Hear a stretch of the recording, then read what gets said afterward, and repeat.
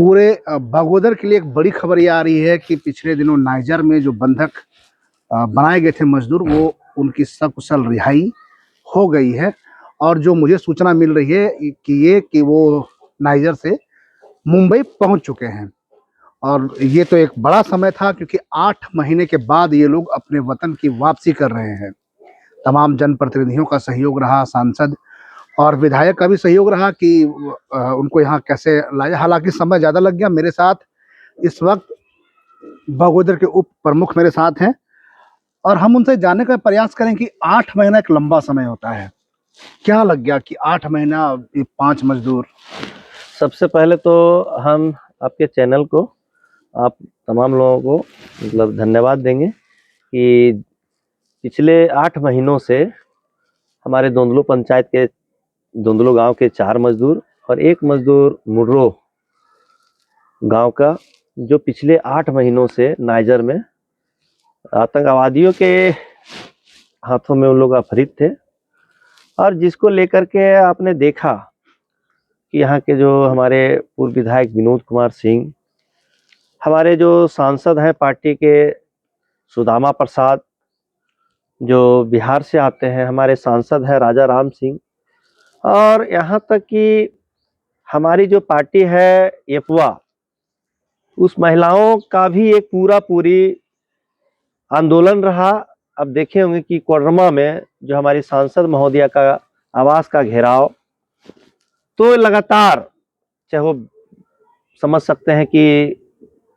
स्थानीय रोड में भी हो, सदन में भी हो, यानी लगातार संघर्ष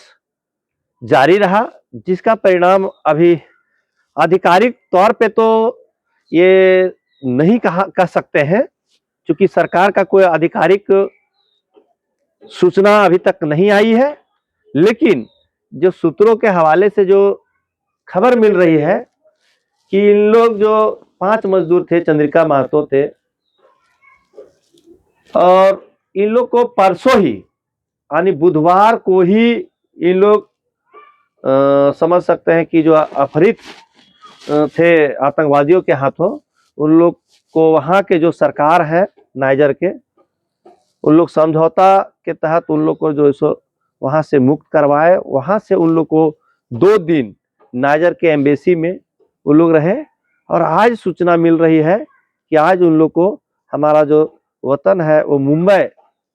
एयरपोर्ट पहुंचने की सूचना है। उन लोग का फिर मेडिकल चेकअप होगा। मेडिकल चेकअप के बाद फिर जो नियम है खास करके विदेश नीति का, उसके तहत ही उन लोग को फिर अपना जो सो परिजन के पास मिल सकेंगे। इसमें भी थोड़ा सा 2-4 दिन का वक्त लग सकता है, जैसा कि सूचना है। आप जैसे कह रहे हैं कि बिहार के 2 सांसद सुदामा प्रसाद, राजा राम सिंह, और आपके मिर्सा विधायक जो हैं आरूप चटर्जी, इन लोगों के आप जिक्र कर रहे हैं।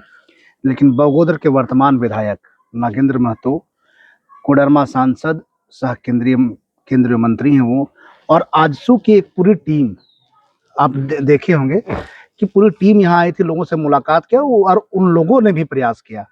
तो आप उन लोगों के बारे में जिक्र क्यों नहीं करते हैं? आप अपने सांसद और अपने विधायक का जिक्र करते हैं, जबकि आप देखें मतलब केंद्रीय जो मंत्री हैं अन्नपूर्णा देवी, वो विदेश मंत्री से मिली, उनको लिखी चिट्ठी, ये तमाम चीजें हुई, फिर आप उन लोगों के बारे में क्यों नहीं जिक्र करते? देखिए, हर जो भी पार्टी है वो इसमें जो है सो कहिए कि ये सहयोग किए, लेकिन जो इतना वक्त लंबा लग गया, 8 महीना का वक्त लगा, आप समझ सकते हैं अगर हमारा खास करके हमारे देश के प्रधानमंत्री अगर थोड़ा सा भी इस बार मतलब संज्ञान लेते, हाँ, तो ये 8 महीना का समय नहीं लगता। आपको आप देखे होंगे कि कुछ दिन पहले ही नाइजर के बगल में नामीबिया गए थे। तो हम समझ सकते हैं कि अगर नामीबिया जा सकते थे मोदी जी, तो नाइजर भी जा सकते थे, क्योंकि नाइजर में हमारा 5 मजदूर फंसा हुआ है, तो फिर नाइजर क्यों नहीं गए, ये भी सवाल उठता है। तो कुल मिलाकर के उदासीनता रहा केंद्र सरकार का, हम इसको एकदम नकार नहीं सकते हैं कि इस पे जो है खास करके जो कंपनी जो टावर लाइन की कंपनी जो वहां काम करा रही है, उन लोगों के साथ जो सूचना मिली कि उन लोगों के साथ जो अपहृत जो आतंकवादी थे, जो उन लोग के साथ शर्त रख रहे थे, उन लोग कहीं न कहीं उन लोग का जो मांग को देने में आनाकानी कर रहे थे, डिले कर रहे थे, जिसका नतीजा क्योंकि सरकार का प्रयास, सरकार तो अगर सचमुच में मान लीजिए इस तरह का इतना बड़ा घटना घटी, लेकिन आप देखें कि सरकार का कोई मंत्री, आप विदेश मंत्री एस जयशंकर हो या गृह मंत्री हो या मोदी जी का कभी भी इस पर बयान आप नहीं कर सकते हैं। तो सवाल ये नहीं है, हम कह रहे हैं कि आप संसद में मान लीजिए आप मंत्री भी हैं, सरकार भी है, और नाइजर एक छोटा देश है,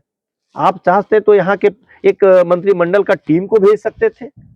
एक सांसदों की टीम के भेज सकते थे। लगातार इसमें टीम बनी है, मतलब जो बातचीत होती है विदेश मंत्रालय की जो टेक्निक है, जो चिट्ठी पत्र लिखे है, वो तो लिखा ही गया जैसा जानकारी मुझे है। लगातार नाइजर के जो दूतावास है उनसे विदेश मंत्रालय की बातचीत होती देखिए, रही। हम तो कह रहे हैं भाई चिट्ठी पत्री लिखना बिल्कुल सही बात कर रहे हैं, चिट्ठी पत्री लिख देना, लेकिन अगर मोदी जी नामीबिया गए तो वहां क्यों नहीं गए? तो वहां क्यों नहीं गए? हम समझ सकते हैं कि आज अगर कोई बड़ा उद्योगपति का बेटा, कोई नेता का बेटा, कोई मंत्री का बेटा अगर फंसा रहता तो क्या इतना दिन तक 8 महीना तक क्या सरकार इतना निश्चित रहती? नहीं, मजदूर थे इसलिए 8 महीना लगा। हाँ।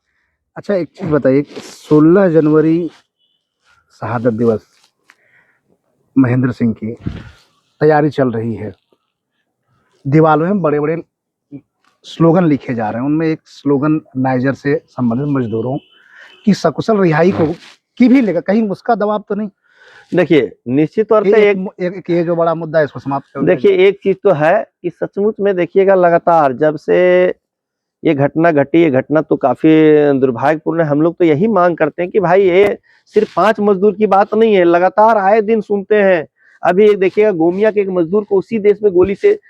छलनी कर दिया गया। हम कह रहे हैं कि भाई जो हमारा देश के खास करके झारखंड से सबसे अधिक ये हमारा बगोदर, विष्णुगढ़, गोमिया, डुमरी, गोरहर, इस इलाके के सबसे अधिक प्रवासी मजदूर जाते हैं ट्रांसमिशन लाइन में काम करने के लिए। तो भारत सरकार उन देशों के साथ क्यों नहीं एक नीति बनाती कि उन लोग का जो है सो सेफ्टी के पर कोई विशेष एक नीति बने, एक आयोग गठित हो, ताकि जो मजदूर जा रहे हैं वह देश काम करने के लिए, वह देश का भी एक जवाबदेही रहे। लेकिन देखिएगा मजदूर जाते हैं, लगातार ऐसी घटनाएं सुनने में सोशल मीडिया के द्वारा मिलती रहती है कि इतना मजदूर कांगो में फंसे हैं, इतना मजदूर यूक्रेन, कई ऐसे देशों में फंसे रहते हैं, लेकिन लगातार जब दवा मिलता है तो उन मजदूरों को छोड़ा जाता है। तो निश्चित तौर पे भारत सरकार का कम से कम प्रवासियों के लिए एक ठोस नीति बननी चाहिए। अच्छा, एक अंतिम सवाल आपसे कि 8 महीना का लंबा समय रहा, जिस घर से वो लोग बिलोंग करते हैं, गरीब परिवार के लोग, तभी विदेश गए ट्रांसमिशन लाइन में, 8 महीना में कभी कोई सुध लिया तो उसका परिवार कैसा है, कैसे खान पान चल रहा है, क्या बच्चे स्कूल जा रहे हैं या नहीं जा रहे हैं, क्या उस घर में बूढ़े माँ बाप के लिए दवाई की व्यवस्था कभी किसी ने किया, या यहाँ के प्रशासन ने, यहाँ के जनप्रतिनिधि ने, या आप लोग जो दावा कर रहे हैं? जैसे देखिए, जैसे हम लोग को सूचना मिली थी, सबसे पहले तो सूचना हमको मिली और हमने उसी दिन, जिस दिन ये सूचना मिली, चूंकि हमारे पंचायत का ही है, उसी पंचायत से हम आते हैं, और हमारे पंचायत के 2 लड़के और वहीं थे, उन लोग स्टोर में थे नाइजर में, और उन लोग के द्वारा ही हमें सूचना मिली कि जो मजदूर गए थे काम करने के लिए वो लोग बंधक बन गए। हमने तुरंत इस बात की सूचना पूर्व विधायक विनोद जी को बतलाया,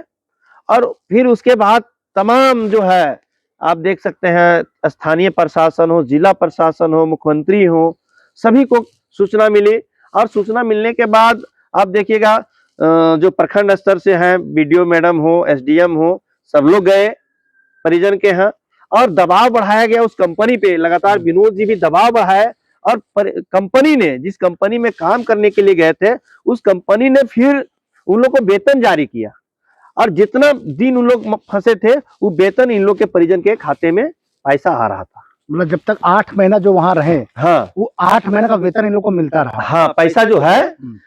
जो है सो कंपनी दे रही थी दबाव के आने के बाद, मतलब पहले तो नहीं दी, लेकिन जब कंपनी पे दबाव बनाया गया खास करके, और वो कंपनी पे दबाव बना, तो पैसा जो सो इन परिजनों को भेजना शुरू किया कंपनी के द्वारा।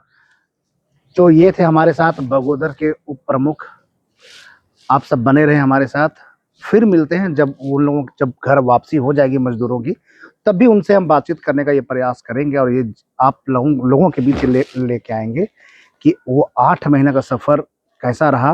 और क्या सच में इन लोगों को जो सहायता मिलनी थी वो मिलता रहा, किसका सहयोग रहा। बने रहे आप सब मेरे साथ। धन्यवाद।